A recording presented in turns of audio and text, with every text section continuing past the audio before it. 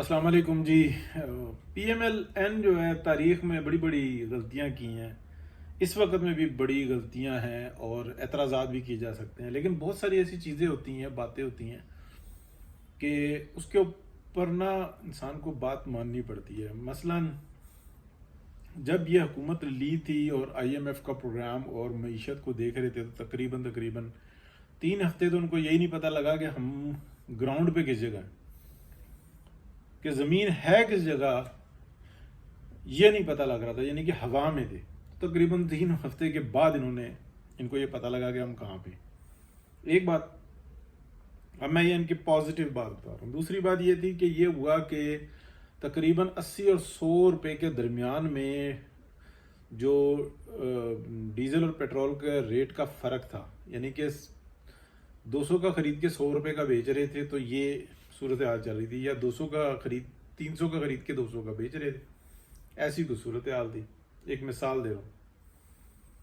تو یہ جو انسان سارا جو ڈفرینس کور کرنا تھا، تو اس کے اندر جو بات ہوئی آپس میں، تو انہوں نے ایک تجویز یہ تھی کہ ہم ایسا کرتے ہیں کہ ایک خطاب کرتے ہیں کہ ایسے ڈیفالٹ کیا جا رہا تھا اور یہ ہم ڈفرینس سے یہ نکال دیتے ہیں، یعنی کہ ایک ہی رات کے اندر 90 یا 100 روپے سیدھے ہی اوپر، اور ساتھ میں گالیاں دیتے ہیں۔ اچھا، یہ بات سمجھ میں آ گئی اور بڑی تجویز میں دم بھی تھا، لیکن جو دوسرا پہلو آیا وہ یہ آیا کہ اگر ہم یہ کر بیٹھتے ہیں تو آئی ایم ایف سے جو ہماری مسلسل مذاکرات چل رہے ہیں، وہ کہیں گے کہ بھائی یہ 100 روپے یہ تو ہمارے سے کمیٹڈ ہے، یہ اس کے اوپر کا بات کرو، ابھی تمہیں کس چاہیے اس کے لیے اوپر کی بات کرو۔ اتنا خطرناک معاہدہ جنسانہ عمران خان سائن کر کے گیا۔ تو پھر یہ کہا کہ اب ہمیں ہر صورت میں اپنے منہ پہ کالک ملنی ہوگی اور اس کو آرام آرام سے گریجولی لے کے جانا ہوگا، ان کے ساتھ ان کو منا آگے۔ تو یہ ہے وہ پیچھے سٹوری، تو اور بہت ساری باتیں ہیں، لیکن تکلیف کی بات ہے۔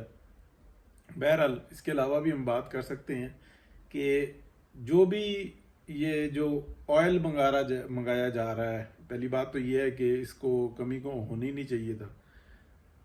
جو ابھی تک معلومات میں ہے وہ یہ ہے کہ جو آئل آ رہا ہے یہ ضرورت سے زیادہ آئے گا۔ اچھا، پھر اس کے بعد یہ آ جاتی ہے کہ ٹرسٹ کر رہے ہیں ایک دوسرے کے اوپر، ٹرسٹ، یہ ٹرائی ٹیسٹ ہے کہ یہ کہا گیا ہے کہ ایکسپورٹ نہیں ہونے دینا انلیگلی، یعنی کہ سمگل نہیں ہونے دینا، تو اس کے اوپر کوشش کی جا رہی ہے، لیکن یہ ضرورت سے زیادہ 5-7% منگایا جا رہا ہے تاکہ ذخیرہ اندوز کو یہ مارجن ہی نہ ملے کہ وہ ذخیرہ کرے اور ریٹ اپ جائے، تو مسلسل سپلائی کی یہ کوشش کی جا رہی ہے۔ اس کے علاوہ اجناس ہیں جتنی بھی، جس میں دالیں، چاول اور بہت سارے مسالے ہیں ایسے جو بڑے پیمانے پہ استعمال ہوتے ہیں، ان کے بھی جو آرڈرز ہیں وہ ضرورت سے زیادہ دیے جا رہے ہیں، اور ساری جو ان سے ریکویسٹ وہ یہ ہو رہی ہے کہ آپ نے بارڈرز کو کنٹرول رکھنا ہے۔ یہ ایسا نہیں ہوتا کہ تھیلا 2 تھیلا یا 2-4 توڑے کمر پہ رکھ کے لے گئے یا گدھے پہ لے گئے، ایسے سے فرق نہیں پڑتا، وہ گیپ ہو جاتا ہے، مطلب کور ہو جاتا ہے۔ لیکن اگر ٹرکوں کے حساب سے جا رہا ہو، ڈمپرز جا رہے ہیں، ٹرالے جا رہے ہیں، پھر یہ فرق پڑتا ہے۔ جیسے پچھلے 3 سال گندم زبردست طریقے سے ٹریڈ ہوتی رہی اور محافظ کرتے رہے، تو وہ اپنی جگہ پہ ہے۔ جس کی ذمہ داری تھی اس نے خوب ذمہ داری کا جو بھرپور مظاہرہ کیا، جس کا جتنا حصہ تھا اس کو ملا، اس کے اوپر کوئی جھگڑا نہیں ہے۔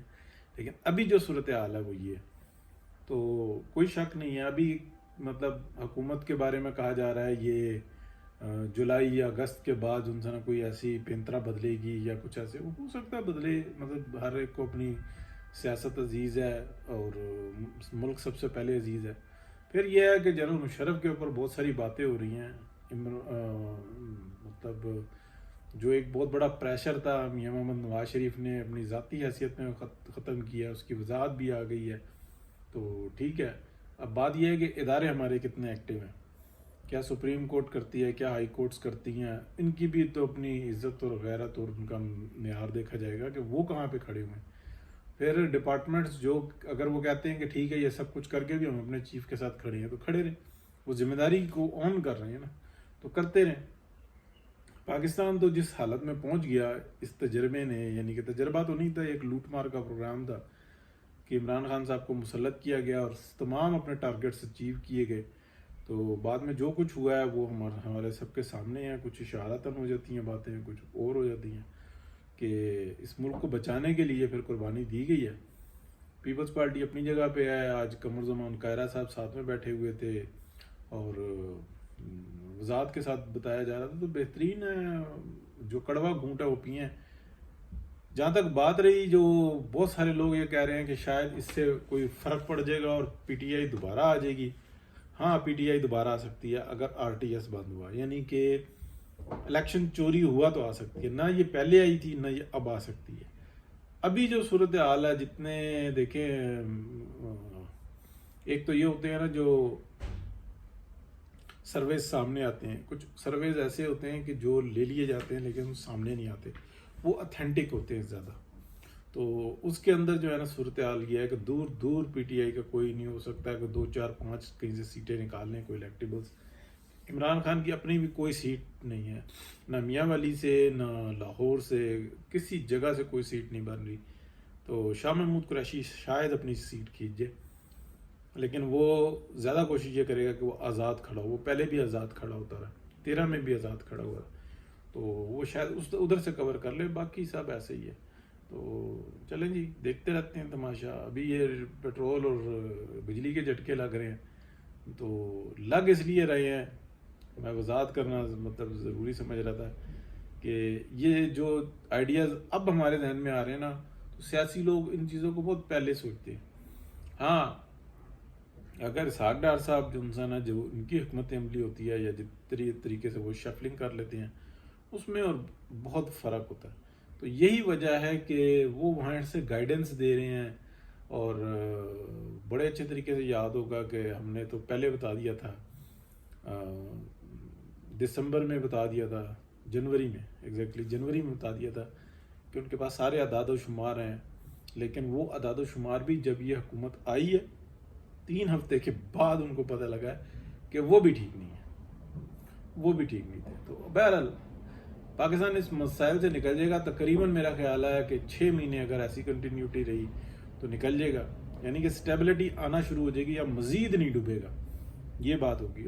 اور بات یہ ہوتی ہے کہ جو کووڈ کے دوران جو گیس اور پیٹرول کی جو صورتحال بنی تھی، اس وقت میں کوئی فائدہ نہیں اٹھایا گیا، باقاعدہ جان کر نقصان کیا گیا. جس ٹارگٹ پہ یہ آئے تھے انہوں نے اس ٹارگٹ کو اچیو کیا. مقصد بھی یہی تھا، بدحالی پیدا کرنا. اور وہ یہ سمجھ رہے ہیں کہ شاید اب اسی طریقے سے چل جائیں. اب نہیں چلنے والا معاملہ.